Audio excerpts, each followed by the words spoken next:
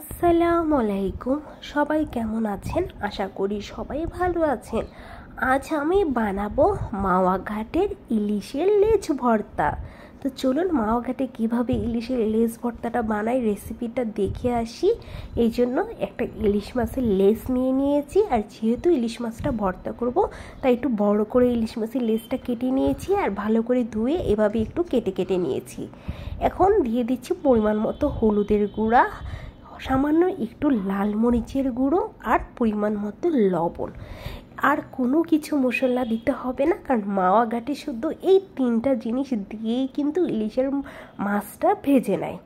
তো লেজটাকে এখন আমি খুব ভালো করে মশলাটা দিয়ে মাখিয়ে নিচ্ছি।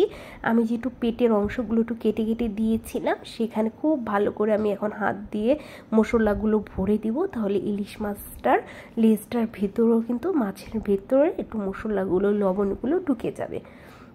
এই জন্য খুব ভালো করে আমি এখন মাছটাকে মেখে নিচ্ছি। এখন লেজটা ভাজার জন্য ফ্রাই প্যান বসিয়ে দিলাম, আর দিয়ে দিচ্ছি পরিমাণ মতো তেল লেজটা ভাজার জন্য। তেলটা ভালো করে গরম হয়ে আসলে এখন আমি লেজটা দিয়ে দিলাম। এখন খুব সুন্দর করে লেজটাকে ভেজে নিব, ওপাশ এপাশ উল্টিয়ে একটু মচমচা করেই ভেজে নিব। যেহেতু এটা দিয়ে আমি ভর্তা করব, তার জন্য মাছের লেজটা একটু ভালো করে একটু মচমচা টাইপের করে ভেজে নিতে হবে। মাছের লেজটা আমি খুব সুন্দর করে ওপাশ মিলিয়ে একটু মচমচা করে লাল লাল করে ভেজে নিয়েছি। এখন লেজটাকে আমি তুলে নিব। এখন ওই তেলের মধ্যে আমি লাল দুইটা শুকনো মরিচ ওই তেলটার মধ্যে দিয়ে শুকনো মরিচটা এখন ভেজে নেব। মাছের ভর্তাটা করার জন্য আপনাদের ঝাল অনুযায়ী মরিচ দিয়ে দিবেন। তো মরিচগুলো আমি সুন্দর করে মচমচা করে ভেজে নিয়েছি। এখন লেজটাকে আমি বেছে নেব। আমি লেজটা পুরোপুরি ভালোভাবেই বেছে নেব। মাওয়া ঘাটে কিন্তু এটা পুতা দিয়ে যে একটা ম্যাশ আছে ওটার ভিতরে ছেঁচে ফেলে, ওটাতে খুবই কাটা কাটা লাগে। আমি ইলিশ মাছের কাটা আমার কাছে খুবই ভয় লাগে, তাই আমি খুব সুন্দর করে পুরো মাছটাকে বেছে নিয়েছি, একটা কাটাও আর আমার মাছের ভিতরে নাই। তো মাছটা খুব ভালো করে বেছে নিয়ে এখন হচ্ছে মাছের ভর্তাটা করে নিব।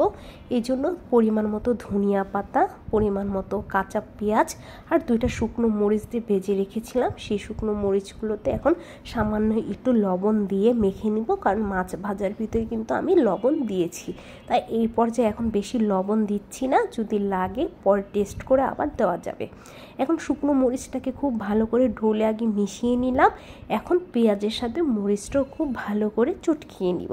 সবার লাস্টে ধনিয়া পাতাটা মাখাবো, কারণ ধনিয়া পাতাটা বেশি চটকাতে হবে না, ধনিয়া পাতাটা একটু এমনিতেই ভালো লাগে। ঝাঁজটা এখন খুব সুন্দর করে মাখিয়ে নিচ্ছি। পেঁয়াজ, মরিচ আর ধনিয়া পাতাটা খুব ভালো করে মাখানো হয়ে গেছে। এখন মাছটা যে বেছে রেখেছি লেজটা এখন দিয়ে দিচ্ছি সবগুলো। এখন দিয়ে খুব সুন্দর করে সবগুলোর সাথে ভালো করে মেখে নেব পেঁয়াজ মরিচের সাথে, যাতে মাছটা খুব সুন্দর করে মেখে যায়। এখন দিয়ে দিব সরিষার তেল।